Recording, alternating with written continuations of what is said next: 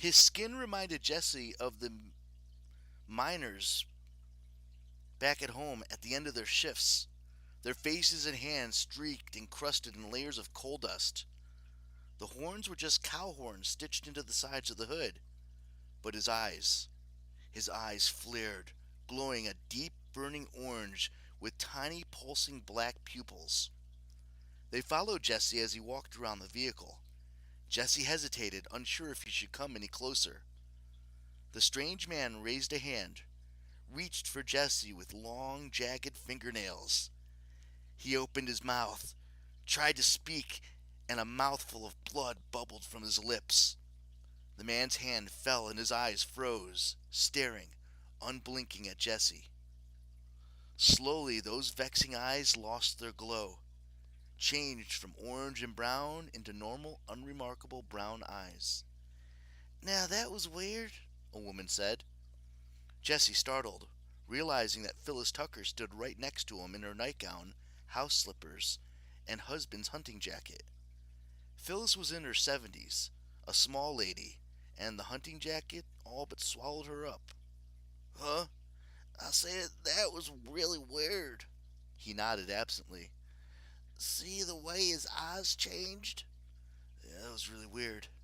"Yes, ma'am, it was." Several other people were venturing out, coming over to see what was going on. "Think he's dead?" she asked. "I believe he might be." "He looks dead." "It does look that way." "Hey, Wade!" Phyllis called. "Call an ambulance! Wade, you hear me?" "I hear you," Wade called back. "Be hard not to. They're already on their way. Fiddle fudge, it's cold out here. You see my jacket?" From 3 trailers over, the Powell's 2 teenage daughters, Tina and Tracy, came walking up, followed by Tom and his wife Pam. Pam was trying to light a cigarette and hold on to a beer, all while talking on her cell phone. "Why is he all black like that?" Tina asked, and without giving anyone a chance to answer, she added, "Where'd he come from?" "He ain't from around here," Phyllis said. "I can sure tell you that." "It looks like he must have fallen off something," Tom said. "Something really high up." Everyone looked up except Jesse. "Like maybe out of a plane?" Tina asked. "Or out of Santa's sleigh," Jesse put in. Phyllis gave him a sour look. "Don't believe the good Lord approves of folks disrespecting the dead." Jesse pulled the unlit cigarette from his mouth and gave Phyllis a grin. "The good Lord don't seem to approve of most things I do, Miss Tucker. Or hadn't you noticed?" Billy Tucker arrived, hitching up his jeans. "Shit, my car! Would you just look at what he'd done to my car?" Jesse heard a distant siren.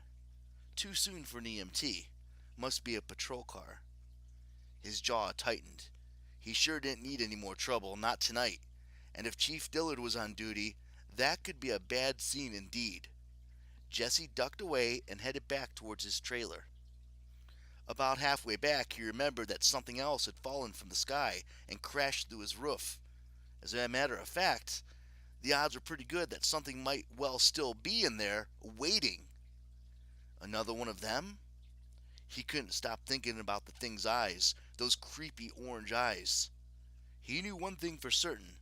He did not want to be in a room with one of those, whatever the F's it was, still kicking around. He reached through his truck window and plucked the revolver off the seat. It didn't feel so solid or dependable all of a sudden. It felt small. He let out a mean laugh. "Scared? Really? Afraid something's gonna kill you? Afraid you're the one that was about to blow your own damn head off?" Yes, he was. But somehow that was different. He knew what a bullet would do to him.